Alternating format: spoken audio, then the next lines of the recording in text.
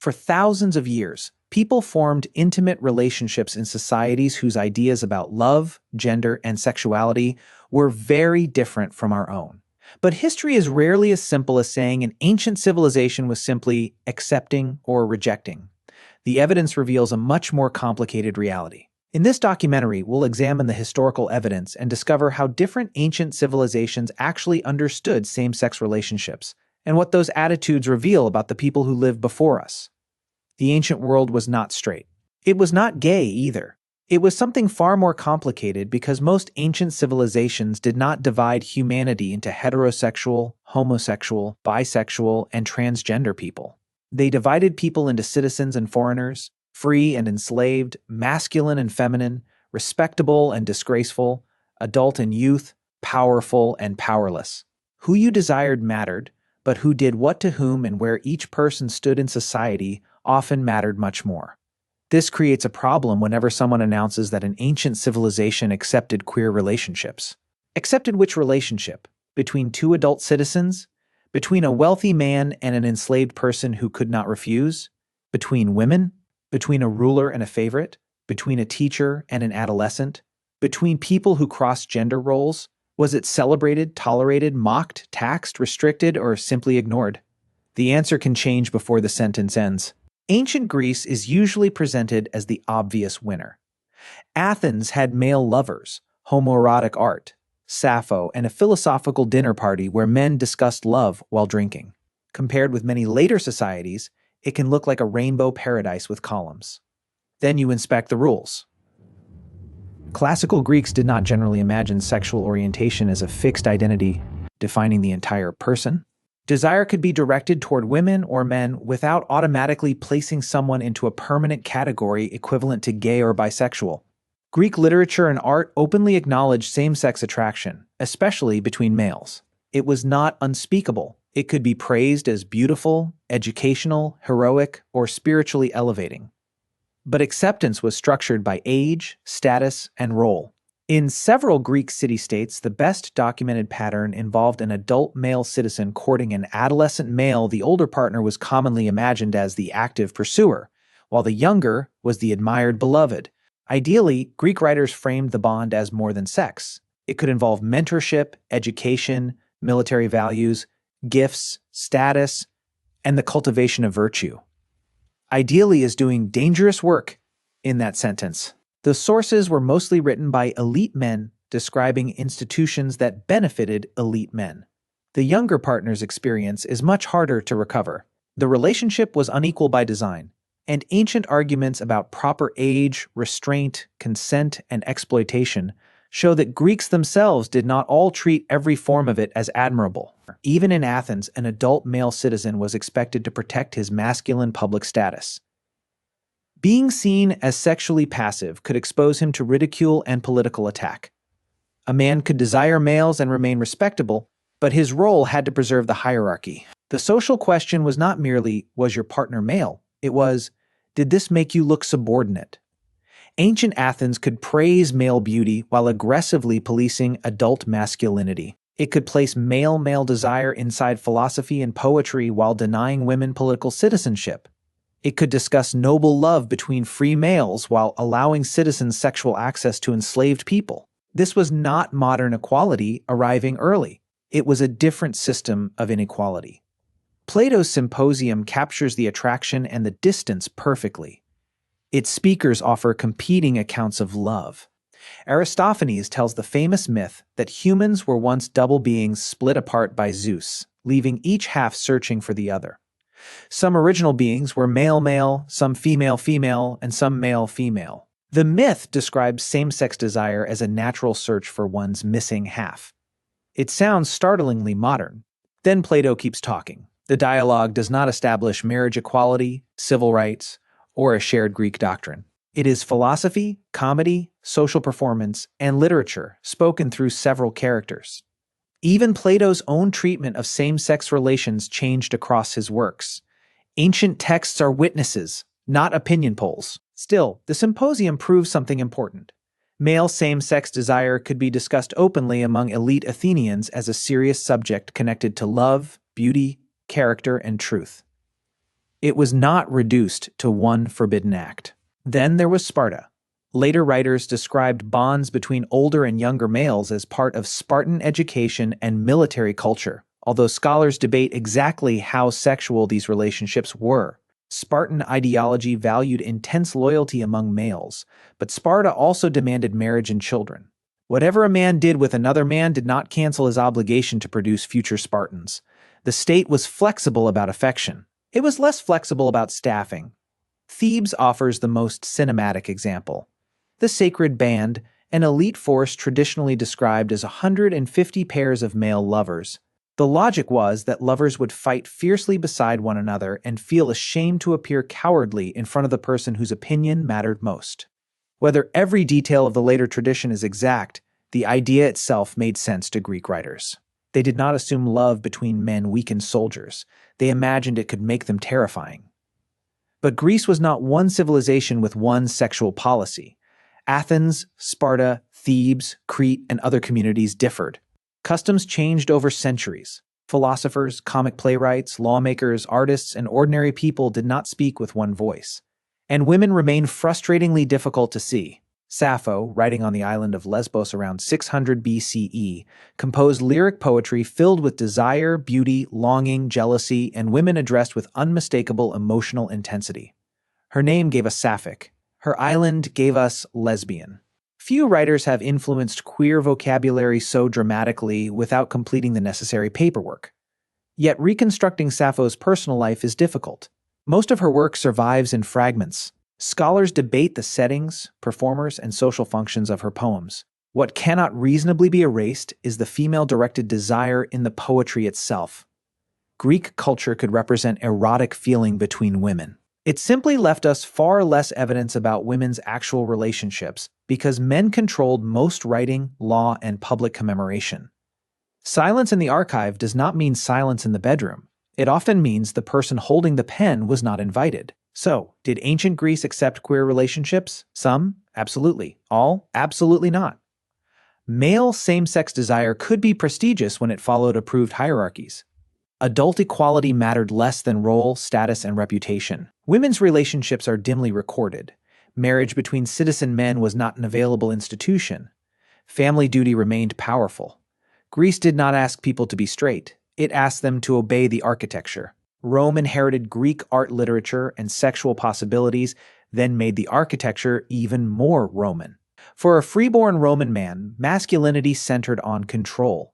He was expected to govern himself, his household, dependents, and social inferiors. Sexual activity did not define him by the sex of his partner as sharply as it defined him by whether he occupied the active dominant position. A citizen man could have sex with women or males without becoming a different category of person. His acceptable partners might include enslaved people, sex workers, or those of lower status. The moral danger was loss of mastery, appearing passive, excessive, dependent, or controlled by desire. Rome was less interested in your orientation than your org chart. This freedom was therefore extremely unequal. An enslaved person's body was legally vulnerable to an owner. Calling that acceptance of queer relationships turns domination into romance. Roman evidence includes genuine affection, but it also comes from a society in which power often determined who could consent and whose humiliation counted.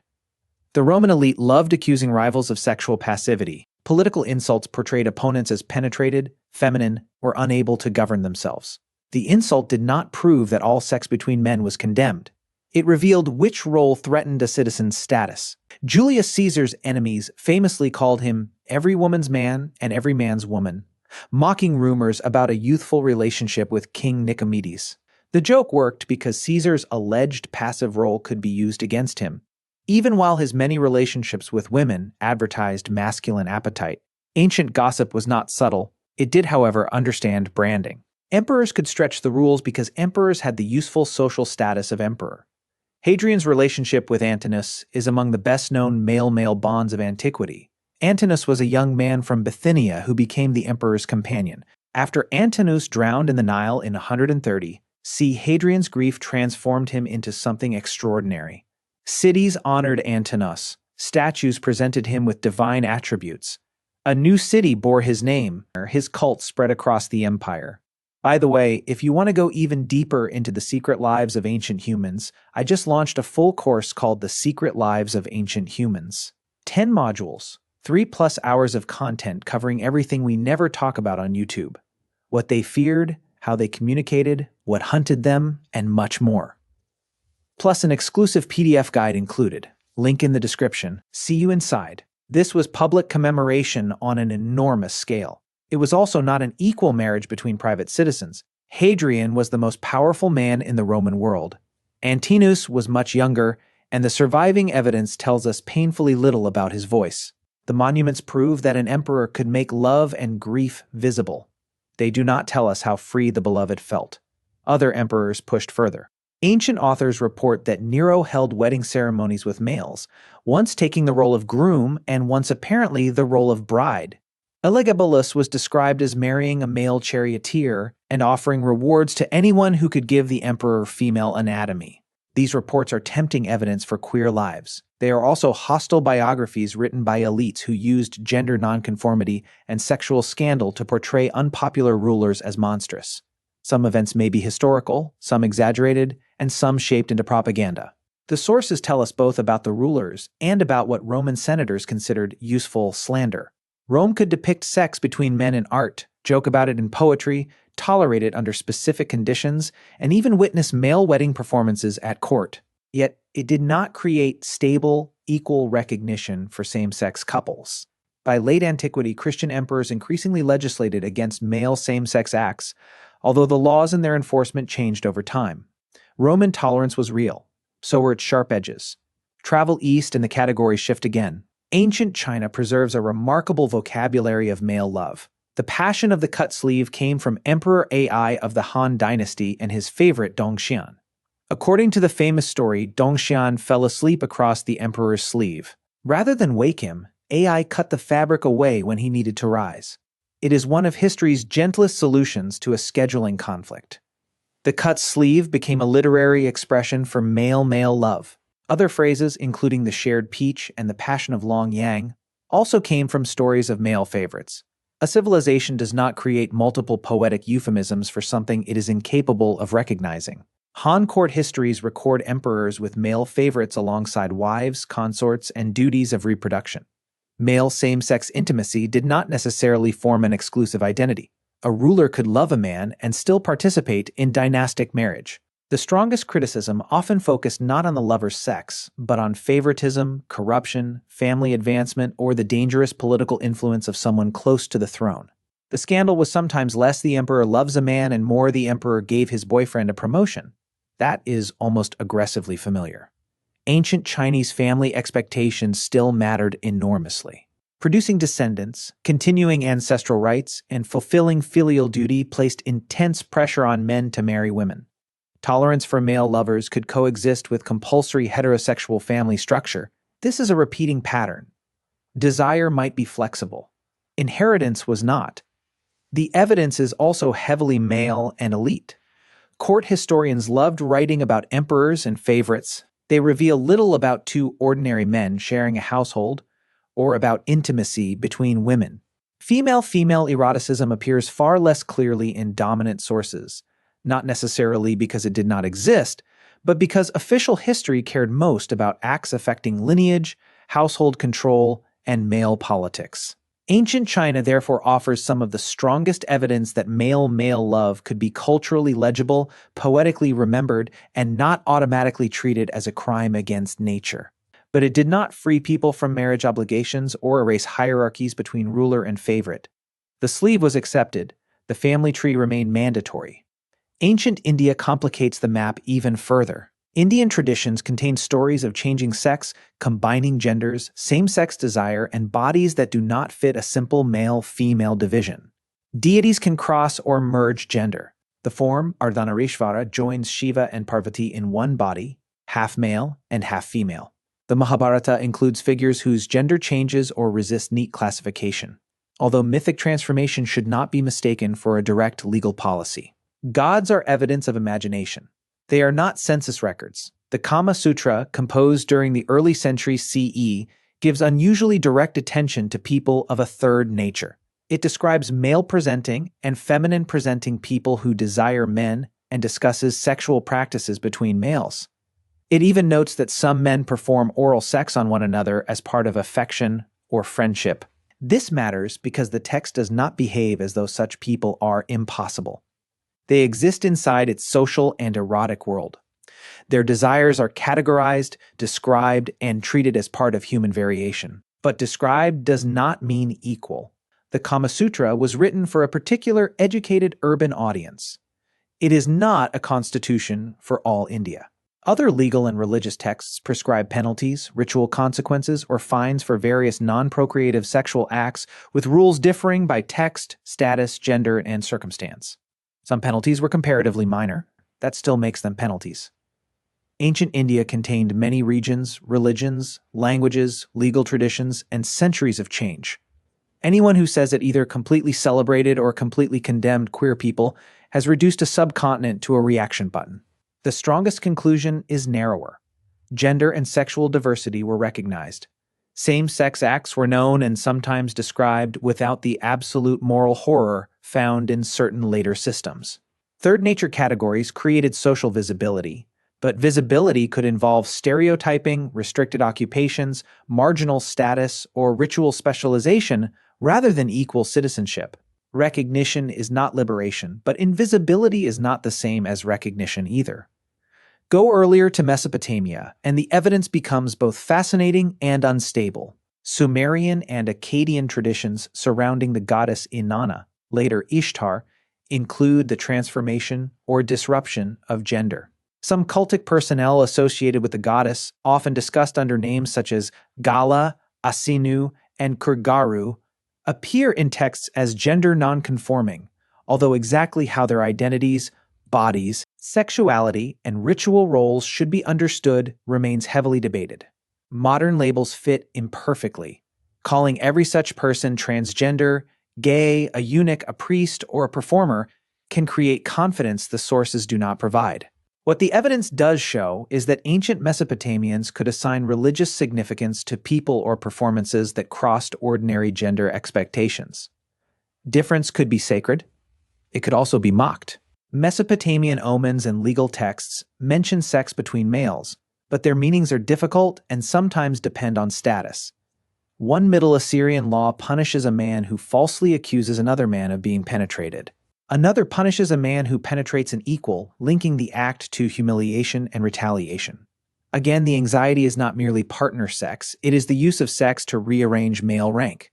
There is no solid basis for presenting Mesopotamia as a queer paradise. There is also no basis for pretending gender variance and the same-sex activity were unthinkable. They appear in religion, omens, insults, and law, the places society store whatever fascinates or worries them.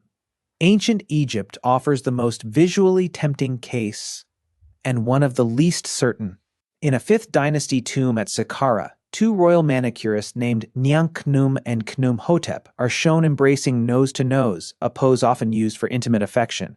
They share a tomb and appear together repeatedly. Modern viewers have called them history's first recorded gay couple.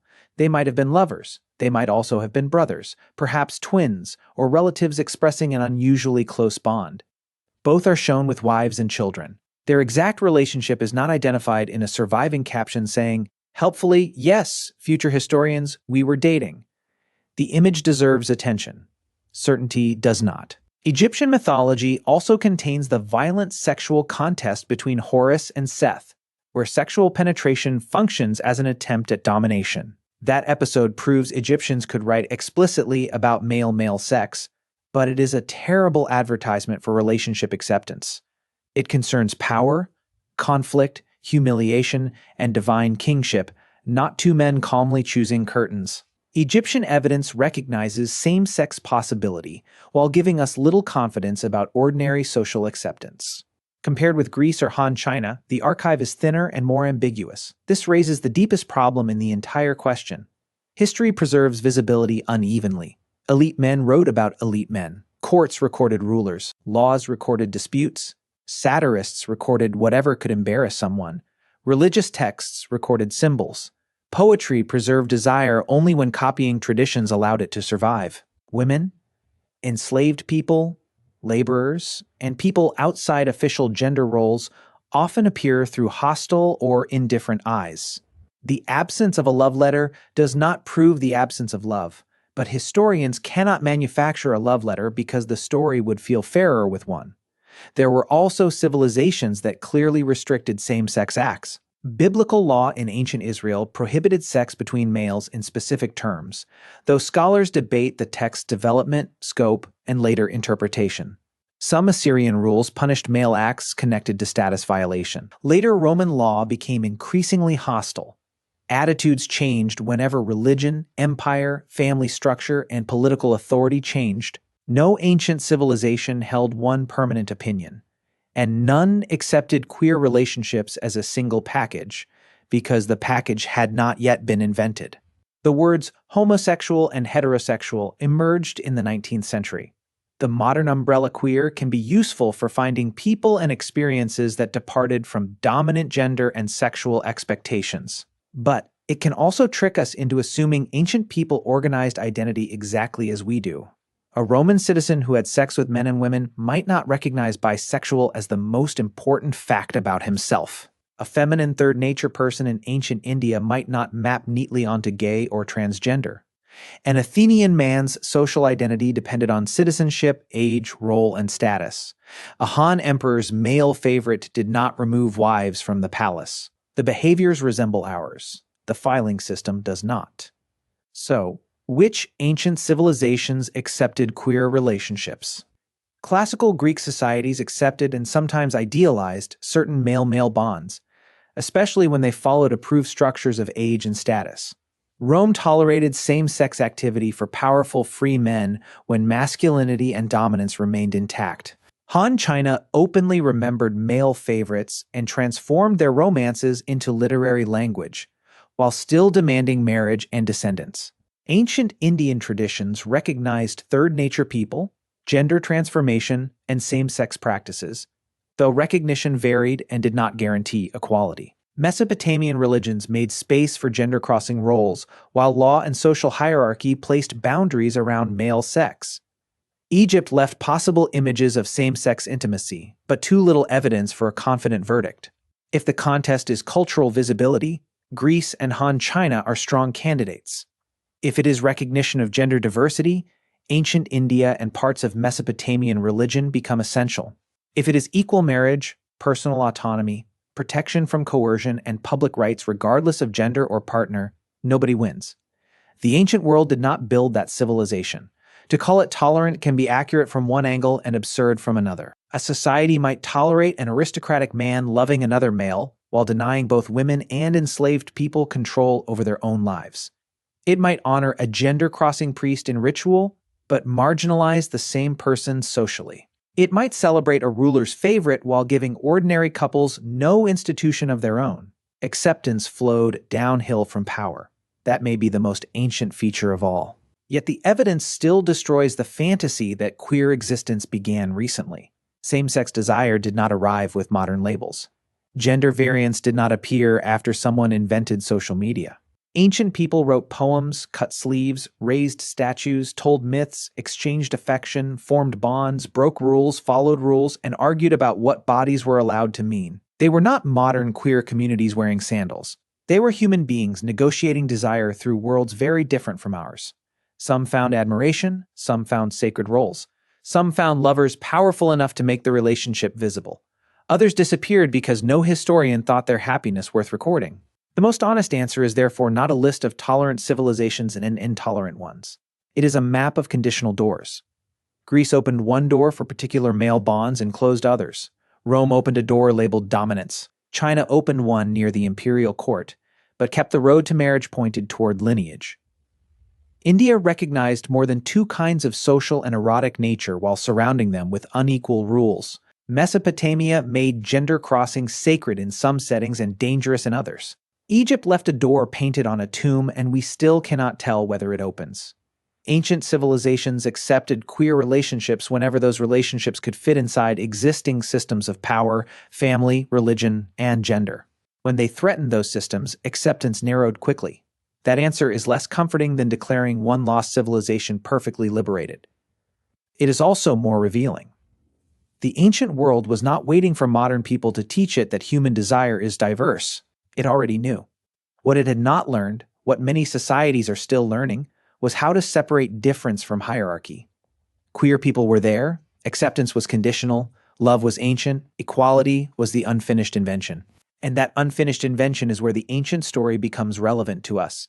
Because once we stop asking whether a civilization was simply gay-friendly or anti-gay, we can begin asking the more useful historical questions: who was allowed to love whom? Who had the power to refuse?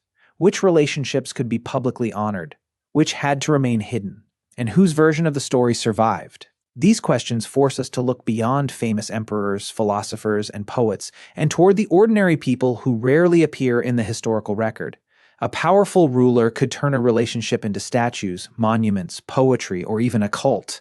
An ordinary person might have experienced the same emotions without leaving behind a single surviving piece of evidence. That difference is crucial, because history can make elite relationships appear far more common simply because powerful people had the resources to have their lives recorded. Consider what happens when a ruler falls in love with someone. The relationship can become political history. A court historian writes about it, artists create portraits, monuments are constructed, foreign visitors hear rumors.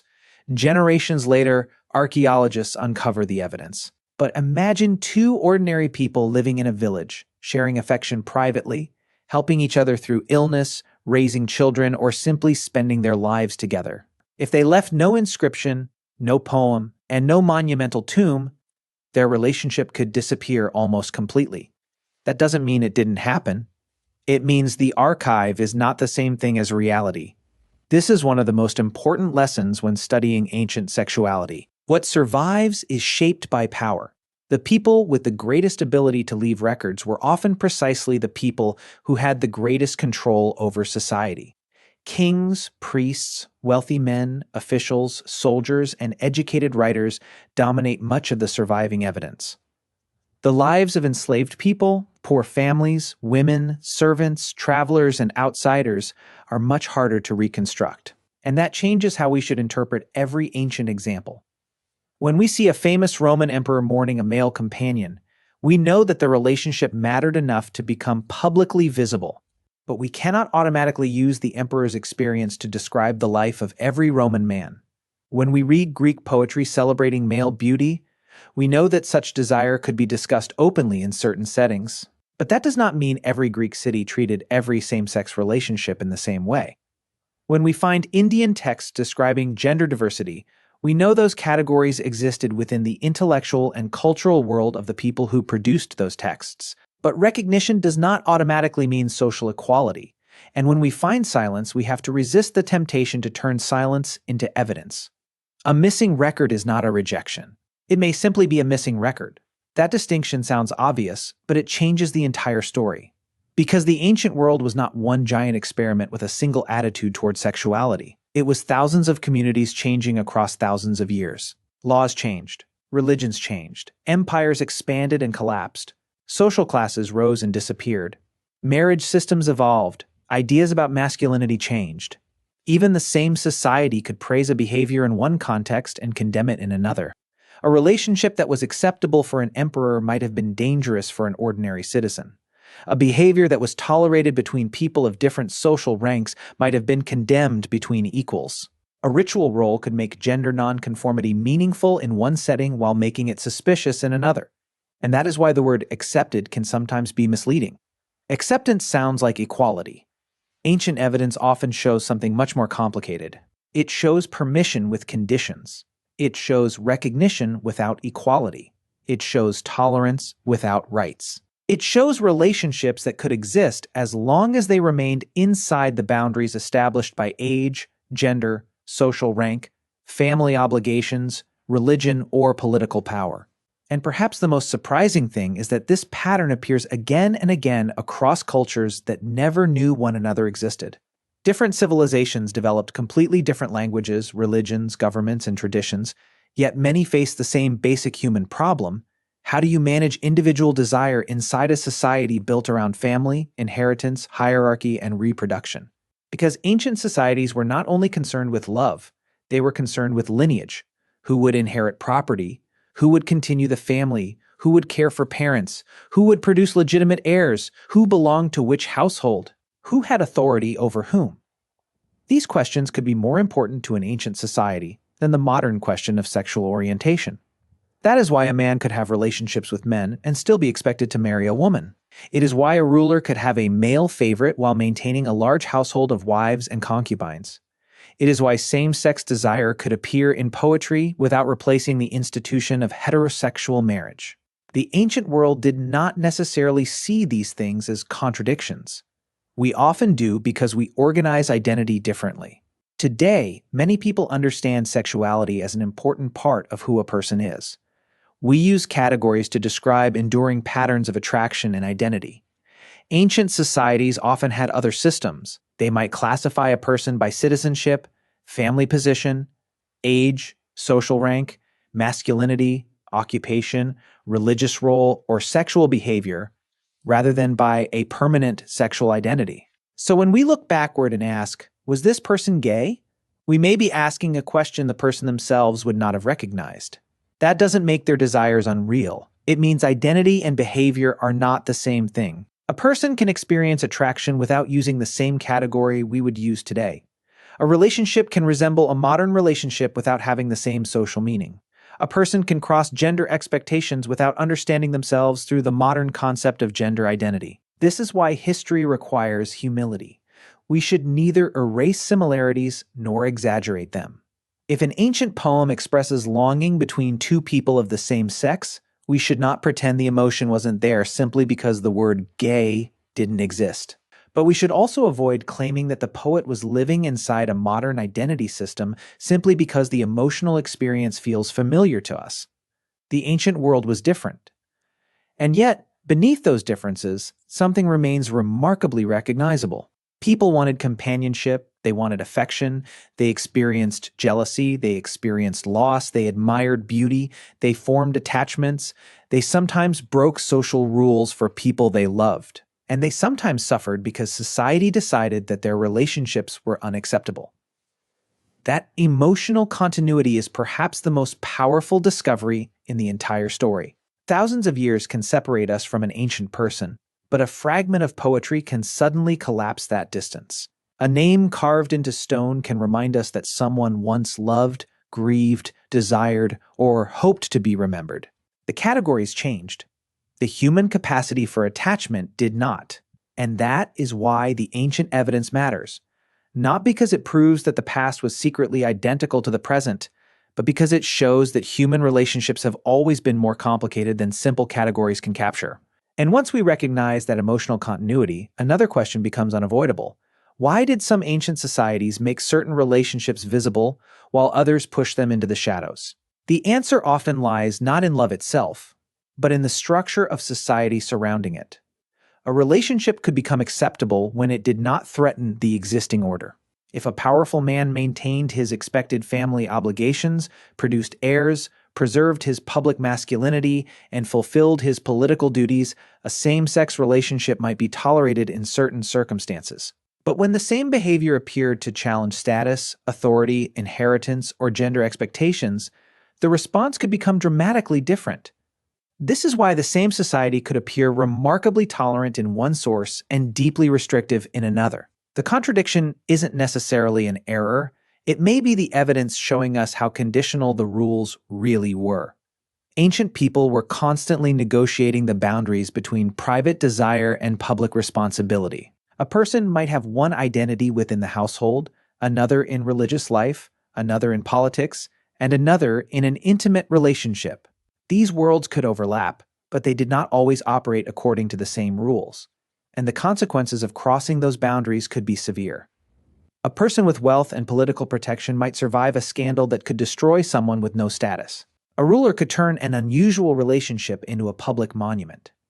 An enslaved person had almost none of that control. The same sexual act could therefore carry completely different consequences depending on who performed it, with whom, and under what circumstances. That is why simply counting examples of same-sex relationships doesn't tell us whether a civilization was accepting. One famous emperor is not a population. One poem is not a law. One myth is not a social survey. One statue is not proof of universal tolerance. The evidence has to be placed inside the larger structure of society. And when we do that, the ancient world becomes much more interesting. Instead of finding one simple answer, we find thousands of negotiations between desire and expectation. Some people followed the rules, some challenged them, some found spaces within the rules where their relationships could exist. Others may have lived quietly enough that history never recorded them at all. The people whose stories survived were not necessarily the most representative people. They were often simply the most visible. That is why the famous names, emperors, poets, philosophers, warriors, and rulers, can dominate the conversation. Their lives left traces, their relationships were discussed by writers, their images were carved into stone, their reputations became political weapons. But somewhere beyond those famous names were ordinary people whose stories vanished. Two people meeting away from the center of a settlement. Two women sharing a life that no official historian considered worth recording. Two men whose friendship may have become something deeper. A person who did not fit neatly into the gender expectations of their community. A lover whose name was spoken every day by someone who never had the power to write it down. We may never know their names, and that is one of the saddest limitations of ancient history. The past is not simply what happened. It is what happened and what survived. The surviving evidence is a narrow window into an enormous human world. Behind every surviving inscription could have been thousands of lives that left no inscription at all. So when we study queer relationships in antiquity, the goal should not be to prove that ancient people were secretly just like us. The goal is to understand them on their own terms while recognizing the human experiences that connect us across time. Ancient Greece was not modern LGBTQ equality. Rome was not a modern liberal society. Han China was not a world without family pressure. Ancient India was not a single unified culture with one attitude toward gender and sexuality. Mesopotamia was not a simple story of sacred gender diversity. And Egypt cannot be confidently reconstructed from a single tomb. But neither were these civilizations worlds where same-sex desire or gender variation simply did not exist. The evidence says otherwise. And perhaps that is the most important conclusion we can draw from the surviving record. Human diversity is not a recent historical development. What is recent are many of the words, categories, institutions, and political frameworks we use to describe that diversity. The people came first. The labels came later. And history becomes much more powerful when we remember that distinction. So, which ancient civilizations accepted same-sex relationships? The honest historical answer is more complicated than a simple list of tolerant and intolerant societies. Across the ancient world, same-sex relationships and gender diversity appeared in different forms, but their meaning depended heavily on culture, social status, gender, age, religion, family expectations, and political power. Some societies created spaces where certain same-sex relationships could exist openly. Others tolerated them only under specific conditions. Some condemned particular behaviors while accepting others, and many left evidence so incomplete that historians simply cannot know the full picture. That uncertainty is not a weakness of history. It is part of the evidence. The ancient world was not one culture, and ancient people did not all think alike. They loved, desired, married, formed families, challenged expectations, followed traditions, and sometimes broke the rules, just as humans have always done. But we should be careful not to force modern labels onto people who lived thousands of years ago. The absence of a modern word does not mean the absence of the human experience. What history ultimately reveals is something much more fascinating. The human capacity for attraction, affection, companionship, and identity is ancient. While the ways societies define and regulate those experiences have constantly changed. So perhaps the real lesson isn't discovering which civilization was the most accepting. It is understanding how differently human societies have tried to answer the same timeless questions. Who can love whom? What relationships are considered legitimate? Who gets to decide? And what happens when personal desire conflicts with social expectations? The names of many ancient lovers are lost forever. Their civilizations disappeared, their languages changed, their temples became ruins, but the questions they faced remain remarkably familiar.